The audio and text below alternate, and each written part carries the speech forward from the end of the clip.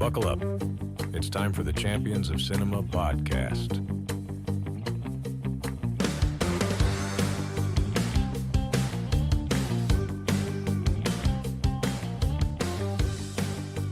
Welcome, sports fans, to the ultimate cinematic arena. I'm your host, James Marshall. Whoa, what are you doing? What do you mean? No, that's my bit. No, well, I thought because this is my episode, I was the one who was vouching hard for cars. You came up with the idea, but I'm still the host. All right, fine. Okay, fine. Right, let's just get this back to have it your way. Let's get it back on the road. All right. Welcome, sports fans, to the ultimate cinematic arena. I am your host, Joe Walker, and this is the Champions of Cinema podcast. Fellow producer James Marshall and I are diving deep into the heart-pounding world of sports films, the victories, the defeats, and the unforgettable moments that make us cheer, cry, and believe in the power of the underdog. James, it's been about 10 days since we last episode. Yes, I know. Right? Yeah, you were a bit ill, weren't you? A bit poorly, Joe. A little bit of a poorly boy, yeah. But we're on the mend now, and all the good things are happening. The Baltimore Ravens are winning games. The University American football season's starting. Exciting. There's so much amazing TV Nature is and healing. Sport on. Yeah, and we're getting into a good place. It's the dark nights are rolling in, but the sports is there to keep us, to welcome us, give us light, and keep us healthy. Yeah, absolutely, man. Saying that, what have you been watching recently? Well, Joe, I'm into the cinema. What? Yes, I'm into the cinema the other week, and I watched the cinematic masterpiece that is Transformers 1. Oh, the animated kids movie, yeah. Oh my goodness, Joe. This film is so good. It's not a kids movie, I can tell you that.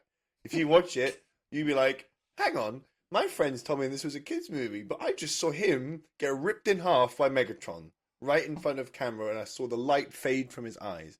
Spoiler alert, but yeah, it's not quite the kids movie you think it is from the promotional material, so I highly recommend. I think it's just come out on streaming stuff now. Oh, nice. Maybe I'll give it a little cheeky go at some point. Give it a go. Although, I don't... There's something about movies about talking vehicles that just doesn't appeal to me. Is that right? Yeah, nah, shame. Well, speaking of talking vehicles... Yeah, this is going to bring us nicely on to today's episode. Today's amazing episode, which is Disney Pixar's Cars. Fantastic. How is that a sports movie? Because it's about the 7-time Piston Cup winner, Lightning McQueen, Joe. That's why it's a sports movie. Okay. Right. It's without a doubt a sports movie. Like, there's no discussion. Like, like we watched Rollerball. If Rollerball is a sports movie, then Cars is a sports movie for sure. Sometimes I think I just pick movies purely for your education in movies, so that some point when you're, my age or older and I'm dead, that you can be like, I remember when I had a friend who showed me the way with all of these fantastic sports movies and old things to watch, and now I've got a real appreciation for beautiful movies. And all you're doing is making me watch stuff that I've watched, in the last 15 years. Yeah, but these are the gems like this only come once a generation, Joe. Like, we have to make sure we watch them until they make Cars 2 and Cars 3. Until they make Cars 2 and 3. But like Cars 2 is a James Bond film, so we'll just we don't even care about that. And Cars 3 was spoiled to me before I got to watch it, so I've just I will never watch that film because what happens in it, I don't want it to happen. So if I just don't watch it, then as far as I'm aware, nothing bad happens. It's never happened. Never happened. Oh, okay, fair enough. Well, but they're making Cars 4, right? Isn't that happening right now? No idea. Well, I guess you'll know because you do the movie magic stuff. Yeah, I'm pretty sure they're making Cars 4 right now. Okay, well, so yeah, there you go. But anyway, let's get this one on the road. Good. And can you start me off with a suitably epic haiku? Yeah, well, that's a great way of putting it. Suitably epic haiku. Right. Go for it. Chasing checkered flags. Speed alone won't win the race. Turn right to go left. Ooh, I like that stuff. Yeah, really like that. That's great. Okay. Yeah. Yeah.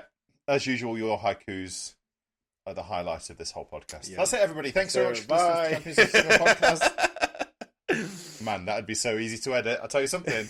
I'd be great if we just did. Here's a 6-minute podcast, everyone, where James talks about a haiku. Yeah, no rambling later on today. Anyway, ramble. We're No, no precise. rambling. Anyway, We're becoming sharper as the weeks go on. And talking about that, we're going to now go into our 3-act synopsis. If you haven't seen this movie, if you're not sure what it's about, if you would like to watch it before we spoil it, go ahead and do that. It's on Disney Plus. Yeah, go ahead and do Lots that, of and then ways come to back and listen to watch this. it. Or, stick it on with the volume really low, but us volume up and watch this at the same time as listen to this at the same time as watching that. That'd be a great idea. We open at the Piston Cup finale race, the Dinoco 400, where our hero Lightning McQueen is battling for his rookie shot at the Piston Cup against 7-time retiring champion Strip, the King Weathers, and Chick Hicks. Lightning, without a crew chief, is refusing pit stops and leading the race when disaster strikes. A blown tyre means that his lead is blown and he ends up in a 3-way tie against his rivals. This sets the stage for a deciding race between the three a week later in Los Angeles. On the way there, McQueen is stranded alone in the quaint town of Radiator Springs, where he has damaged the road and is made to do repairs before he can leave. What a great start, right? Great intro. I mean, this song... Super exposition. Super exposition and some great songs as well. Yes, good music. Yeah. I agree. But I think that the thing that's really special about this is the visuals. Shadows, just light in general, the way that everything pops off the screen, the way that Lightning feels larger than life. And he's really cool. He's a really cool character. Although not cool enough for me to think he's the coolest character in this movie. And maybe that's an age thing. Who would you say is it? Do you not think he's the coolest? I'm all Chick Hicks all day. That's it. Chick Hicks. He's the guy. Ah, yes, our natural antagonist for this film. You know what they say about green? Green means money. That's the way it works. Got to be the green guy. It's got to be one of great villains are villains that you love to hate, right? And I think Chick Hicks fits that. I mean, the fact that so his sponsor, right, which you see on his bumper plate, HTB. Okay. You know what that is? No. Hostile Takeover Bank. Oh yeah, the hostile. Yeah. Genius. And it makes perfect sense. It matches the character so well because he is just a real piece of work, right? He's ruthless on the track. He's just, just constantly trying to just make just chaos, right? He's just he's just I don't know how he's not been banned from racing, to be honest. I think he's the epitome of a super competitive racing driver. I suppose so. Yeah, maybe. Who's a little bit arrogant, yes, but you need the bad guy. You can't have the darkness without the light. You need the bad guy to have the good guy. True. All those kinds of words and things. It makes a lot of sense. But I also think that using Richard Petty as the king, Strip the King Weathers, I think it's great. It's a really good use of that character. Yeah, it's just like and did you know that the use of those 3 cars is in essence showing you 3 different eras, time periods of NASCAR. That makes sense. Yeah, because you've got the King as a beautiful Plymouth Roadrunner, I believe. Yes, yep. Right. That massive Superbird, with the big. It was the Roadrunner was the original car, and then they added the Aero to it to make it the Superbird. Yeah, which is just a beautiful car. And then you've got a classic sort of boxy sedan, 80s sedan. Sedan. Which he's an 80s like just NASCAR. That's pretty much right. Yeah. Whereas what they were now, whereas McQueen is the modern rookie. He's just the modern sort of plastic sticker like front lights and stuff. He's just good old sticker boy. Yeah, stickers. Yeah, that's right. And what I really like is I enjoy the stuff it talks about, like the having to go to the sponsor tent and talk to your sponsors, and how McQueen's sort of like he just wants to race. He doesn't want to do any of the additional accoutrement that's in line with what he has to do as part of his racing career.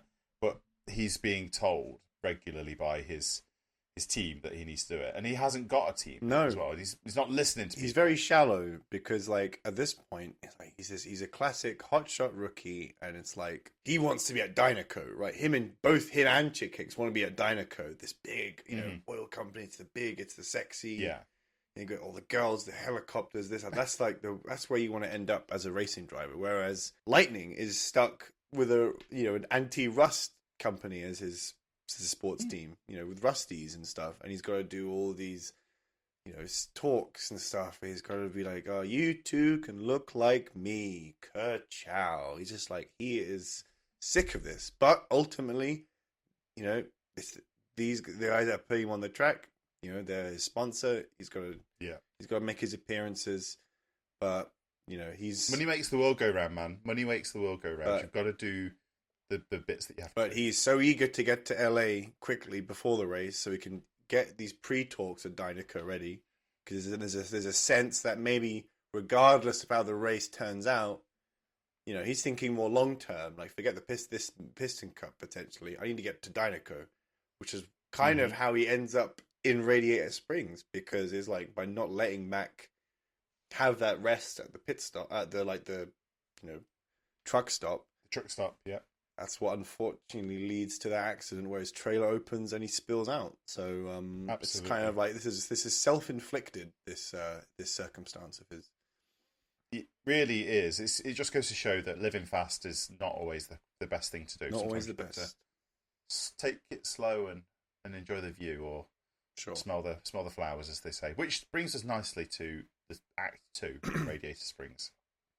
That's right. Yes.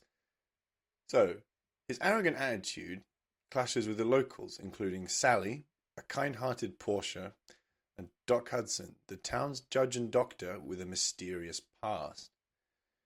As McQueen spends more time in Radiator Springs, he starts to form friendships with the town's residents, including the goofy tow truck Mater, tire shop owners Luigi and Guido. Best characters in the movie. Bar the Hudson. Sure. And many others. Lightning realizes that there's more to life than just winning races and enjoying fame. He begins to appreciate the slower pace of Radiator Springs and the importance of friendships. McQueen also learns that Doc Hudson is actually the famous Hudson Hornet, a three-time Piston Cup champion whose racing career ended after a terrible crash. Doc's experience teaches McQueen about humility and the value of a meaningful life beyond racing. It's a really nice middle sort of part of the movie. There's less racing, but this is the bit where there's a lot now lessons between McQueen and Hudson, which I think we get the best racing in the movie in this part. Yeah, because when he does the dirt stuff, turned parts of my brain on. Again, we've mentioned this before. My dad and I grew up in the late 80s and 90s doing dirt oval track racing with my dad and his friends. And so this, the whole turn right to go left or turn left to go right. Power sliding and really power sliding makes that turns me on. That whole point turns me on. It's perfect. So yeah, love it. It's really fun. And there's a lot of, and I think this is probably the section that has the most art to it. Because I think there's a lot of heart in this section of the film, because at the start and the end we see kind of the enormity of Americana at its peak with the commercialization of sports racing, and just America in general with the enormous crowds and the sponsorships and stuff. Like, this is sort of new age America now. This is mass commercialism. This is America at its peak now. But then McQueen going to Radiator Springs on Route 66, we're in touch now with America's sort of dying past, aren't we, Joe? We're seeing these areas that were taken off the map by the interstates, just for the sake of a couple minutes saved on journeys. We're seeing now the actual heart and soul of where America was built on, and some of the most important pieces of American culture dying away now. Yeah, and I don't know if I don't think you've been to the States. No, have you? I haven't. But I've been lucky enough to go to the States on a number of occasions, and I've done interstate drives, long, drives. But I've also spent time in one-road towns like Radiator Springs, right? And those towns are amazing. They are often amazing, and they do have lots of character. They do have really cool things. Great people. They do have a diner, great people. One shop for one thing, and that's the only. Everyone knows everyone sort of place. Mm-hmm. Yep.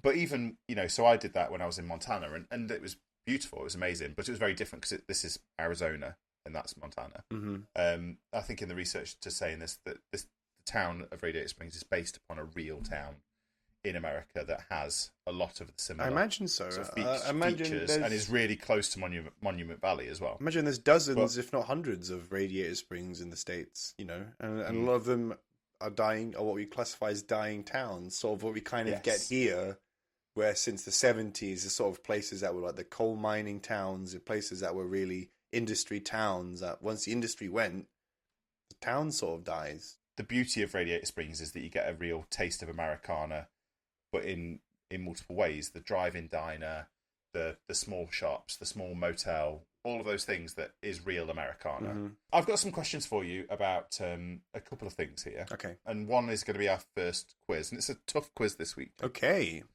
We talked about the Hudson Hornet and Doc Hudson being the 3-time Piston Cup winner, 51, 52, and 53. Yep. But why did the Hudson Hornet's success only last for 3 years? This is a real car. This is okay. It did win 3 NASCAR. Well, it won the 51 and 53 NASCAR Cup. Yeah. It got banned for something. It had something like a legal modification in it. No. No. What years did it win again? 51 to 53. 51, 53. Must have been just like a better car came along, or there was some like a... Yeah, so the original Hudson Hornet had a 5-litre straight 6 engine. That means it has 6 cylinders, and it they're lined up produces like this. Produces about 130 horsepower, and by 1955 they'd become obsolete because everybody was running V8 and producing much more power and much bigger engines. So it wasn't that it was a bad car. It had a really nice low centre of gravity, good wheelbase for racing, but the engine just was not keeping up to the needs of what NASCAR wanted at the time. And the straight 6 just doesn't produce horsepower like a V8 does. No, yeah, I mean, you can't compete. Another question for you. Luigi, who owns the tyre shop. Fiat 500. Yes. I am also an owner of a Fiat 500, so I've got a lot of affinity for this character. His license plate reads 445108. What is that? 445108. It's not a date. No. There's there's not 44 days or months because it would be American calendar. 445108. A model number of something? No. Longitude and latitude, James. Longitude and latitude. Of where? Of radius. The Moderna Ferrari factory in Italy. Beautiful. Amazing. Oh, so good. The number of there's so many little Easter eggs in this movie that is brilliant. So there's an app. Did you notice there's an Apple car in the first race? There's an Apple car. There's a white Apple car, and its number is 84, which is the year that Apple was founded. Apple produced the Macintosh. The Macintosh. Yep. Yeah. Amazing. There you go. McQueen's really liking being in Radiator Springs now. He doesn't see it now as a dusty old town. He sees the heart of it, but now I think he sees the value of friends. Right? Sees the value of friends, but now he's been found. You know, eventually media got to him because we know that Doc Hudson, who's still not really trusting of McQueen, still doesn't like. He's not warmed up to McQueen yet. He put the call in to say McQueen's here because everyone knows he's missing. So McQueen's been. He knows. I think he knows really that McQueen needs to be getting on his way. So I think McQueen knows that he has to move on, but I think he just wanted. I think he quite liked the quietness and to just he appreciated now when he was away from the chaos of being a star. You know that now. You know you think he was delaying the inevitable, but I think Doc just sort of sped up the process. Basically, that's what happened. That's fair. So now we have. McQueen Act is 3. leaving. Yeah, Act 3. Yeah, Act 3. So, in Los Angeles, Chick Hicks has worked himself into a new persona. Thunder. Good chigger. As the race progresses, McQueen is struggling, but who arrives to support him in this race but Doc Hudson and his friends from Radiator Springs? Doc coaches McQueen back into the race with some incredible pit stop accuracy. He's right on the verge of winning going into the final lap. Chick crashes into the King and he lies broken in the grass. McQueen sees this and goes to the aid of the King and pushes him across the final line, letting Chick win the Piston Cup as a result. In the end, the fans appreciate the act of sportsmanship rather than the winner of the race, and Lightning is celebrated as finding a way in being selfless and is offered the Dino co-sponsorship. Lightning politely declines, instead staying with Rusty's, and the success brings new interest to Radiator Springs, which Lightning has chosen as the headquarters for his new racing team. Beautiful. It's kind of perfect. Kind of a perfect ending. Yeah. Mm-hmm. And what I love is that his friends come to his aid. Mm-hmm. In many ways. Mm-hmm. You know, although it's only Doc, the guys from the tyre factory, Mater, and then Sarge and the maybe Red and the bus. Yeah. Oh, or the the bus. hippie guy. It's the hippie bus. Yeah. Yeah. It's only those guys. Yeah, Sally wasn't there. No. I guess they can't just leave the town because they need people to be in the, because like Sally's sort of like the guide to the, because she knows that she's studied the history and stuff. She's sort of like also the tourism officer. Or she's the social media person. Social media person for the town. Yeah, they can't just completely abandon it. Someone's got to look after that old girl. McQueen wasn't very popular with the people there, but just before he left Radiator Springs, we know that he got the new tires from Luigi. He got the new paint job from the modified car. Yeah. And he in essence he just invested in the town. Invested in the town, and he was giving. I'm going to take a bit of everything for everybody. He gave people business which they weren't having for a long time. So it's kind of like, well, they didn't know who McQueen even was until basically he told them, I suppose, and maybe weren't really aware of his stardom until all the media, the dozens of television crews came to take him away. It's almost like nobody in Radiator Springs has a TV, though. Yeah, I suppose. Which is a bit... Yeah. Like, you would have thought maybe...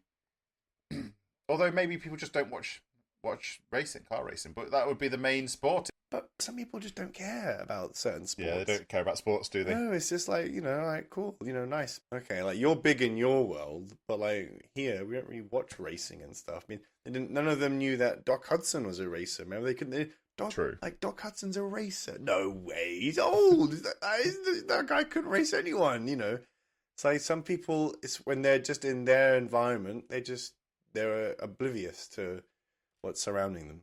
So yes, true. Yeah. There's a part of this final sort of third of the movie that is almost directly pulled from NASCAR law itself. Right. Would you like to guess as to what that is? Someone helped, like, end of his runs drive across the finish line because he crashed? No? No. So the bit where McQueen turns right to go left or turns left to go right in the grass, that pretty much happened to Dale Earnhardt Sr. in a win of the Daytona 500. He actually ended up getting into the grass in one of the final turns of the race by accident, and he was like, people are just like, oh, he touched the grass in NASCAR, you're going to lose it. There's no way. And he held it and kept going. It's referred to as the pass in the grass, but he didn't pass anybody. So some people refer to it as the unpaved save. Amazing. But it's pulled directly. That's so amazing they've done that, because it's aged adds to the, like, okay, no, that could happen. Not completely ridiculous, but it's also it's a bit like if there was a cars, but you had to have cars for the NFL, and then it like had the immaculate reception. Yeah, it's just paying homage to a certain sort of moment, and then it plants itself not just as a Pixar movie, but also as a racing movie. You can sort of put it alongside other NASCAR stuff. It's like, I do honestly think that this movie was made for dads to watch with their kids. I think that's what all Pixar movies are. Because like Don't think they're all, I don't think a they're lot. all that. I think a lot of Pixar movies like I watch as an adult. Specifically about car racing. Yeah, no, that's true. But I meant in terms of so many of these kids films have just a bunch of moments which you only really understand once you get a bit of a life experience, whether that's as a young adult or even further. They're adult jokes for the parents. Yeah, exactly, and it's just brilliant because it just makes it more inclusive, isn't it? So I love that Doc comes back and he's the voice of reason. He explains things, and that whole stuff. The reason why we're in this position in the first place is because McQueen was on his own, didn't have a race boss, didn't want to have tires. Was only taking lack of guidance, gas in the first race. Yeah, and then that's all resolved by the second time he's in the race because he's getting gas, but he's also got guidance happening to him. Don't tell me that this character is not just almost exactly the same character as the one played by Robert Duvall in Days of Thunder. Days of Thunder. Perfect. That's why. Well, that's why when we did Days of Thunder, we're sort of alluding to that. Like Cars has to be so inspired from Days of Thunder. They are so similar. Like the only difference would be is that you don't see that Robert Duvall's character has been a racer before. That's the one thing that's different, really. That's true. Yeah. But lots of carryover. Although they both left really racing, they both left racing behind because of some tragic event in the past. So there's a little, a little bit of a link. But no, you're right. Makes a lot of sense. Good. Yeah. Well, fantastic. Listen, I think as an explanation of how this movie works and a bit of a dive into those different things, that's really good. Let's talk about relationships. Let's do it. Yeah. In this movie, I think there's a main one. Yeah. But I think there might be a couple of others in there as well. There could be more. We have to talk about McQueen and Doc. I think this is one. I think this is one of my favorite athlete coach relationships we've done. Talk to me about tropes first and foremost. Now, if you're under the age of 20, James, just tell us what a trope is first. So a trope would be great. A trope is just a repeating sort of theme which is shared amongst lots of different stories. That's how I like to think. So it's like having a knight in shining. It's a knight in shining armor who saves a princess. Yeah. Or it's a bad guy who sometimes turns good in the end. Mm-hmm. But this one, we talk about relationship tropes. We're talking about how we get an athlete or the main character, and then in this situation, we're mostly talking about the trope of having a mentor who doesn't want to be a mentor, but will do it to help out the main character, right? Help out the main character, but also in part sort of some personal redemption, because Doc for a long time, he can kind of see bits of his younger self within McQueen, and we know that Doc is very bitter about the fact that when he crashed out, which would be like the racing car equivalent of like having a torn ACL, really bad injury, long recovery time. When he came back, when he was it wasn't just like, oh, I'm done. Like when he came back, he had plenty of gas left in him, literally and metaphorically. The racing world was done with him. He was, they got the next rookie in, and I feel like so Hudson had that bitterness that he's kind of been having to deal with for 50 years now. And I feel, he takes a long time to warm to McQueen, but then once McQueen goes and he can see how much McQueen meant to the rest of the town because they were so sad to see him go, and McQueen was sad to go. He didn't want to. He felt he didn't get to say a proper goodbye to everyone. This is now his opportunity to be the mentor McQueen so desperately needs, and he's able to be that similar Robert Duvall sort of calming voice in McQueen's head. That's you've got the talent, kid. Like, you got to do what you got to do, but like he's still got those little gems which you could only really get with experience. And this is McQueen's a rookie; he doesn't have that experience, so he needs that mentorship.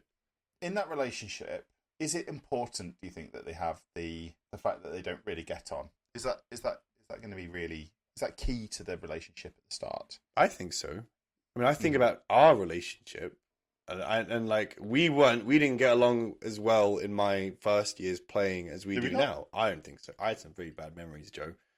I almost, if you don't remember, at the end of my second year, So first proper season playing in pads. Towards the end of the season, like before playoffs time, I wanted to go to defense. Oh yeah, well, I do that to people. I, I'm not gonna lie. There's sometimes that I was that like, maybe I was like, people oh, don't- I hate this. You know, it's like I'm not. I want to go to defense. It's like, well, you know, it's the end of the season. Like, don't like turn your back on, like, in case, you know, if something happens, you might need to come on. So like, you know, whatever. And I remember like in the off season, I was genuinely contemplating. I was like, you know, maybe I should go defense. And then it was like, and then I think we talked a bit more off the field, and that always helps. that always helps a It does lot, always help. because it's like, I think things get hot on the field, but I feel like when you know someone's true self perhaps off the field and stuff, so when something happens that's a bit maybe uncomfortable, you can sort of process it more logically rather than reacting to it, and then that means you can be like, okay, I know why he's doing this. You know, he's doing this because he expects a certain level from me. And we can, and that's like with Doc here. Like Doc is like, look, you're just some flashy hot racer. You're not going to amount to anything because you only care about yourself. However, when Doc sees that McQueen is capable of compassion, when he is starting to care about the rest of the town, and how then the town is responding to him, that's when Doc flips. That's when he is invested in McQueen and does essentially rejoin the racing world after 50 years. We see like when the camera crews in the middle of the final race of this, you know, unprecedented 3-way tiebreaker for the Piston Cup. Everyone's like, becomes the oh my focus, gosh, it's Doc Hudson. Like, this is incredible. It's been 50 years. It's like you're amazed that people even recognize him, but everyone sees this guy is like one of the icons of the sport. Is this a normal hero's journey? Is this like Hercules in the Hercules movie? Yeah, so is this definitely, when we look at, like, you know, there's that classic 7 different like story archetypes. This falls under Voyage and Return. Yes. Voyage and Return story sends a protagonist to a strange land from which they will return armed with wisdom and life experience. You know, this is like The Hobbit, right? This is like Tolkien's The Hobbit, you know, or Alice in Wonderland, Chronicles of Narnia. You know, when they go to some weird, the start and the end are often the same in terms of where they are, but the middle is just a loop of chaos and sort of experiencing hurt, but then being rebuilt and sort of reformatting sort of ways of thinking. Learning about yourself, learning about your coping mechanisms. Yes. Yeah. And then becoming a much better person, much bigger version of yourself, of what you can be, reaching a potential for the ending. So this fits, I think, perfectly in that, which is why it's so satisfying to sort of go through, because you have that complete, you know, turn. You have that complete story arc, I'd say. It's great. Makes a lot of sense. Perfect. Yeah, I love it. It is a really nice one. We usually ask in these sort of breakdowns if the person wins, the main character wins. And if they do, then why do they win? But they don't win. No, he lost. They only really win the Sportsmanship Award. Yes. The award for most sportsmanlike person by helping another character, you know, end on the right terms, end in the right way. I think this leads on perfectly to my TikTok moment, if I can do that. Ooh. Yes. Yeah, let's go for TikTok. Let's do it. We can do that. So my TikTok moment is that bit at the end when McQueen stops to bring Strip Weathers over the finish line. I remember as a 5-year-old shouting at my screen, saying, "McQueen, no! Don't! You can win the race. Why are you doing this? Like, what doesn't change anything. Like, Strip Weathers isn't going to win. He's still crashed. Like, don't let Chick win." But when I rewatched this, I can see, like, when McQueen sees on the camera what's happened to Strip, it's the same thing which happened to Doc. To the Hudson Holiday, yeah. And when the Hudson Hornet crashed and ended like that, his legacy was kind of, well, he was cast away. You know, he was only remembered. He was remembered when he came back, but he was cast away. I feel, this is just me. Maybe this isn't the intended way, but this is the way that how this ending affects me. Is that by going to Strip and push him across the finish line, it gives him a because we know, I think beforehand, we know this is the King's last race. The King is like, if he wins, loses, like, all right, this is, I've had like a, seven Piston Cups. He's been racing since the 70s. It's kind of like winning or losing this race isn't going to make a massive difference to my legacy. However, like, if I have a really ugly crash and it's like, that takes all the attention. And so, but then Chick Hicks wins. It's kind of like, it's a bad ending. It's career-ending injuries aren't great for your legacy. No, never. But by never. pushing Strip over the finish line, it gives Strip that dignified ending, and it helps Strip's legacy as well as McQueen's legacy, because it's like you see that humility from McQueen to do that. But I think it's so important. I think just that little thing that by McQueen's pushing Strip over the finish line, it gives Strip that dignified ending, I think, essentially. Yes. Yeah. We never want to see somebody fail to finish. No. We don't mind if our champions fall in their attempts to win. But going the distance. But what we don't want to do is, we want to. You can bring it back to Rocky again. Exactly. It's going the distance. Finishing the final race, isn't it? Going the distance is much more important than just, falling short and just not even getting there. So that makes a lot of sense. I think I love it. Yeah. So I think it's a really good TikTok moment. It means that Strip's career doesn't have that sort of bad ending that Doc Hudson's had. Doesn't repeat the failures of Doc Hudson. So I think it's a great ending. I'm really happy with it. I like it. I think it's a really nice TikTok moment. Mine is the power slide lesson on the gravel. That's good too. I like it because I'm always going to choose the coaching moments over the performance moments. Sure. We often in these episodes talk about having what would be the idea for a sequel for the movie. Now, there is a sequel. There's 2 sequels to this movie. So, and I've never seen Cars 3, but I have seen Cars 2, and Cars 2 isn't a racing movie not particularly. Yeah, I mean, it's got bits, but not.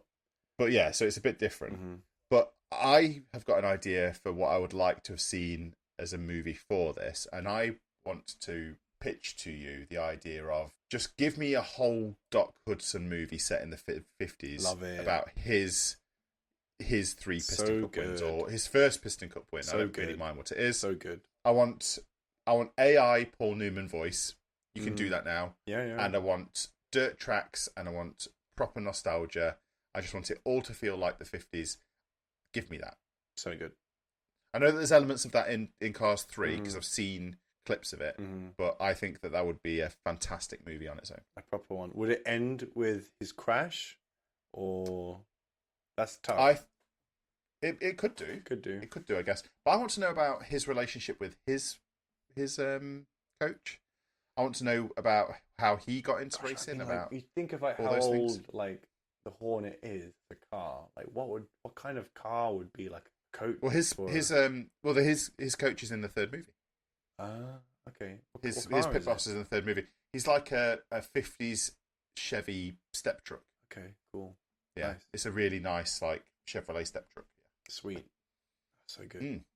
Fantastic. Yeah, I'd watch that. It's a fun one for me. The question that we ask many times is this a popcorn fun movie or is it an art house beauty, James? I think the middle part, I think it can be seen as art house beauty. I really do. Just like, I think there are some really sweet, intimate bits in terms of like that stuff you mentioned about old Americana. In terms of the actual racing parts, I think there's a bit of both. It's kind of like, you're excited to, you're watching a race. Races are exciting and they're entertaining and stuff. But the fact that McQueen doesn't have that classic good guy wins the race at the end, which a lot of people are expecting and young me wanted to happen. I think the fact that if the protagonist, quote, loses but wins something else, I think that kind of passes as art. I believe that it's popcorn fun because it's a kids movie. Sure. However, it's got real moments of beauty. Real hard. I like the stuff. I like the fact that the mesas in the background, those are the big sort of rock piles, aren't just rock piles. It's not just Monument shapes Valley. of cars. They're all shapes of cars and right. bits of cars and things like that. It's just really pretty. That Pixar have done a really good job of building a world that is beautiful, which is perfect for me. Really simple question for you. Did you enjoy it? Yes. Like I think you're always going to enjoy this one, aren't you? Definitely, it's my number one Pixar movie, and That's interesting. probably my. I'm trying to think of a racing movie I like more than this. Oh, there's lots of racing movies I like more because they're real racing movies. Sure. But this one, I think the thing for me is this one's got a racing start and a racing finish, which makes it questionable as a sports movie in some ways, but it's very nice. I think the fact that this, you know what it was, is that when we watched Tropic Thunder and I was seeing how similar that was to this. Sorry, not Tropic Thunder. Days of Thunder. Sorry, Days of Thunder. That's fine. You're good. The fact that it was so similar to Days of Thunder, I was like, that was what made me clock that actually Cars is a sports movie. Yeah. I was That's like, really good. that's great. I was like, I'm so happy that like Cars didn't want it to just be a kids movie. It wanted to be comparable to a sports movie because it could be a film, as you said, that could be for dads that like sports movies. There's stuff there which you can really tap into. It's great. Yeah, I think actually, if I never watched, I don't know if I ever watched this with my dad, and this was around for 5 years before my dad passed away, and I think actually, I would give a lot to be able to watch this now with my dad, and for us to enjoy it together. And so much to the point where I think I sent you this last week, where I was just daydreaming and looking through some auction sites, and I found a Hudson Wasp for sale for £9,000, and I was like, resto job. Yeah. I could quite comfortably do that. Ferrari. Like, imagine if you were driving that around. Like, that would turn. Ferrari. That definitely. would turn heads. No, like. But no, I think you're right. Around. And that was a question I was going to ask you, actually, was how many Hornets do you think are still on the road? Because I know. Oh, gosh. In America? Ever? Like, do you Apparently know worldwide? Apparently, yeah. It's got to be under 1,000. Yeah, way under 1,000.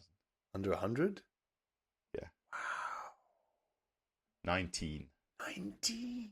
It's a 19,000 £9,000 is a steal! Are you kidding me? But it was a Hudson Wasp, which is the sort of model down. Okay. It's that not makes sense. exactly a Hornet. So is there a Bumblebee as well? Is there like a Hudson Bee? You'd love that. You'd love a Hudson Stop. Bumblebee. Don't get me started. Paint it yellow, But no, yeah, Hudson Wasp. Yeah. And I saw it and I was like, oh, actually, I could go for that. Nice. 100%. But no, so you haven't given me a rating. Oh, we haven't asked what's the rating. What's the rating? Okay, well, it's not a champion. Fair. I can't. I'm not going to, defecate on our very, very scientific, very objective rankings scoring system. But I don't think it's a journeyman either. So I want to say it's a contender because I feel like it ticks all the boxes that we look for in sports movies. It does. It does. It has all the right things in a relationship that we're looking for in sports movies. It's just, because it's a kid's film, it has some stuff in the middle which is a bit more universal, which is a bit more about family and friends and stuff. So I wonder whether or not if we watch Cars 3 at some point in the future, if that outdoes this as a sports movie. it could do, because that'll have some heart-wrenching moments in, I think. So I need to watch that. I keep putting Although I don't think it's necessarily going to give us the same level of mentorship of having. I think this one is much more about number 3, from what I can gather, is much more about McQueen coming to terms that now he is now the old driver, and that there's this new generation of drivers now coming through, which no matter how hard he pushes himself, he can't. You've got these hybrid cars now, like the Le Mans style cars, like Jackson Storm and stuff. It's just like that's a real thing too, which a lot of athletes struggle to come with. It's like right now in the NFL, Yeah. what we're seeing now in the NFL, it's the death of the pocket passer. We're seeing Within reason. and you have to have a degree of mobility now, really. Mm. I mean, I think Very true. Looking at the NFL, right? Spread now. It's like Rodgers really is like the last sort of maybe Cousins. They're like the last guys which just sort of stay in the pocket. But now the league is dominated by guys that can also move, and protect themselves. I agree. So, You've got to. It's all about moving with the times. Yeah, it's all about improving. And sometimes you can change. I mean, coaches can change how they scheme and stuff, but players can only do what they're brought up to do. That's what their makeup is. It's you can't just when you're late in your career, you can't just completely change something which you've never been. Yeah.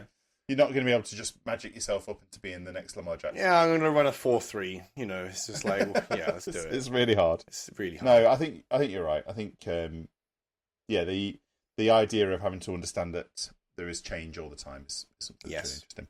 Coming back to this, I'll concede that it's not a champion, and I don't think it's as bad as a journeyman.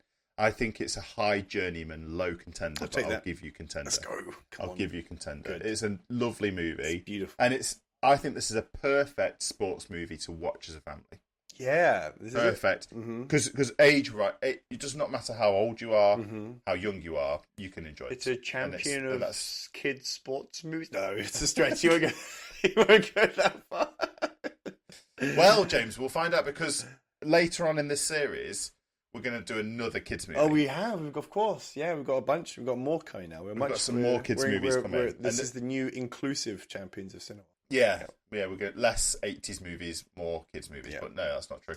Yeah, I think you're right. And if that one brings this one to a close, where we can say we've watched a really enjoyable sports movie and that's got some really great moments to it, and some Pixar have tapped into the understanding of what coach-athlete relationship is, the understanding of how to make a self-focused athlete into one that's focused upon the good of the sport and the good of the people and the good of the people that are around him. Mm-hmm. I think it does that really well, and I'm grateful of it because I think that we could do with seeing that more in some of the adult sports movies that we watch. I think that would not be a bad thing. Because sometimes we've had some films this year in our time together watching stuff for our podcast where we've not had that sort of development.